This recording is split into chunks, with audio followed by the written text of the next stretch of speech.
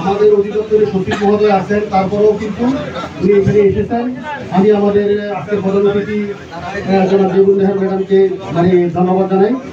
আমাদের নির্বাচন কমিটির সভাপতি উনি অত্যন্ত ব্যস্ত এবং এই পুরো 1 মাস উনি কিন্তু কাজ করেছেন আমাদের সাথে, ওনাকে ধন্যবাদ জানাই। আমাদের এই আপনাদের যে ফান্ড পুরুষ যার মাধ্যমে আপনারা আসলে এই সমিতিটি আবার তার কার্যক্রম চলে আসবে বলে আমি বিশ্বাস করি। ওনার পরামর্শে যে টিম হয়েছে সেটি মাধ্যমে ওনাকেও ধন্যবাদ জানাই যে উনি ব্যস্ততার মাঝখানেও কিন্তু উনি এসেছেন। আর আপনারা যারা এসেছেন সকলকে ধন্যবাদ জানাই। তো এখানে আপনারা জানেন যে একটি বার্ষিক সাধারণ সভা, একটি বিশেষ সাধারণ সভা নির্বাচনী সাধারণ সভা 2টি পর্ব থাকে। একটা হচ্ছে যে সমিতির সভাপতি তিনি শুরু করেন, আর নির্বাচন কমিটির সভাপতি তার নির্বাচনের সকল কার্যক্রম শেষ করেন, করার পরে আবার সমিতির সভাপতি তিনি কিন্তু শেষ করেন সেই সমিতির বিষয়টি, যেটি আইনি বিষয়। সেই জন্যই কিন্তু আসলে আমি দাঁড়ানো নাইলে কিন্তু সারা কথা বলার পরে আমার আসলে কোনো কথা বলার কিছু নেই। এই বিষয়গুলো তারপর আমাকে আনুষ্ঠানিক ঘোষণা করতে হয়। আপনারা জানেন যে ইতিমধ্যে আজ 7/7/2025 খ্রিস্টাব্দ তারিখে ডেস্টিনি মাল্টিপারপাস কোঅপারেটিভ সোসাইটি লিমিটেডের ব্যবস্থাপনা কমিটির নির্বাচনের ফলাফল ইতিমধ্যেই আমাদের নির্বাচন কমিটি কর্তৃক ফলাফল ঘোষণা করা হয়েছে এবং ইতিমধ্যে নির্বাচন কমিটির যে ফলাফল সেই ফলাফলকে আমরা অবগত হয়েছি। এবং আপনারা জানেন যে এই নির্বাচনে 12টি পদে বিনা প্রতিদ্বন্দ্বিতায় 12 জন প্রার্থী নির্বাচিত হয়েছেন। জনাব মোহাম্মদ শহীদ ইসলাম সভাপতি পদে, ওনার প্রতীক ছিল গোলাপ ফুল। যদিও যদি প্রতিদ্বন্দ্বিতা হইতো তাইলে সেই জিনিসটা কত ইয়ে হতো। এটিএম গাউসুল আজম সহসভাপতি, আনারস ছিল প্রতীক। জনাব আজম আলী সম্পাদক, ওনার প্রতীক ছিল জাহাজ। জনাব মোশারফ হোসেন যুগ্ম সম্পাদক, ওনার প্রতীক ছিল শাপলা। জনাব মোহাম্মদ আবুল হাসান কোষাধ্যক্ষ, ওনার প্রতীক ছিলেন উড়োজাহাজ। জনাব সুখদেবচন্দ্র দাস সদস্য, ওনার প্রতীক ছিল মোটরসাইকেল।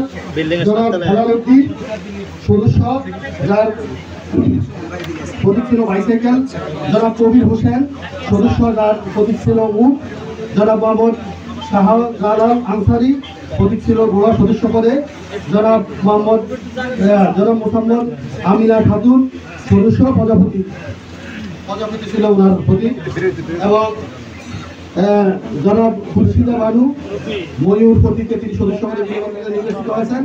এবং জনাব এটিএম হোসেন আলম তিনি কম্পিউটার প্রতীকে সদস্য পদে নির্বাচিত হয়েছেন। আমাদের নির্বাচন এবং বার্ষিক সাধারণ সভার যে আনুষ্ঠানিক যে কার্যক্রম আইন ও বিধি অনুসারে সেটি কিন্তু এইখানেই সমাপ্ত হলো। আমরা এই সাধারণ সভার যেটি আছে সেটি আমি আবারও আমাদের প্রধান অতিথি তিনি অত্যন্ত কষ্ট করে আসার কারণে জন্য ওনাকে ধন্যবাদ জানাই এবং তিনি অত্যন্ত দিক নির্দেশনামূলক বক্তব্য প্রদান করেছেন। এটি আপনাদের জন্য কাজে লাগবে। আমাদের যে রফিকুল আলীম মহোদয় তিনি সবসময়, এবং আমি আপনাদেরকে একটা মেসেজ দেই যে এই নির্বাচন আমার কমিটিতে আসার পরে আমি রেজিস্ট্রার স্যারের সাথে দেখা করার আগে যে নির্বাচন করবো কিনা, সেই নোটিশ ঘোষণা করবো কিনা, আমি কিন্তু ওনার সাথে কথা বলেছি। ওনাকে আমি বলেছি যে আপনারা কি আসলে নির্বাচন চান নাকি নির্বাচন চান না।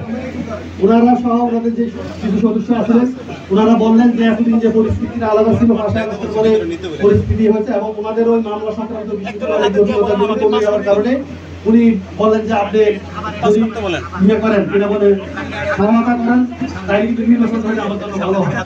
এবং সেই ক্ষেত্রে কিন্তু আমি সেই নির্বাচনের দিকে এগিয়ে এসেছি।